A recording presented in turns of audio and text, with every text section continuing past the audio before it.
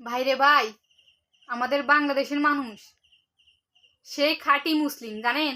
আমাদের বাংলাদেশের মানুষ তারা শুকুরের মাংস খায় না। মুসলিম ধর্মে বলা আছে শুকুরের মাংস খাওয়া হারাম।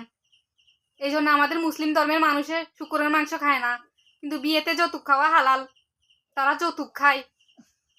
কিন্তু জানেন, মুসলিম ধর্মে বলা আছে এতিম অসহায় বিধবা নারীদের জাগা টাকা পয়সা মেরে খাওয়া ফরজ। আমাদের মুসলিম ধর্মের মানুষ এত বড় বড় বক্তব্য ছাড়বে যেন তারা মরার আগে বেহেস্তে চলে যাবে।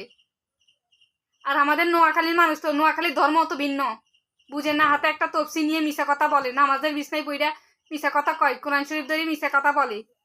আমাদের নোয়াখালীর মানুষ শ্রেষ্ঠ ধর্মের মানুষ, তারা মুসলিম ধর্মের মানুষ, বুঝছেন? এতিম অসহায় হাইলে বাঁশ দিয়ে সোজা করে রাখে, তারা মরার আগে বেহেস্তে চলে যায়। ওই মিজা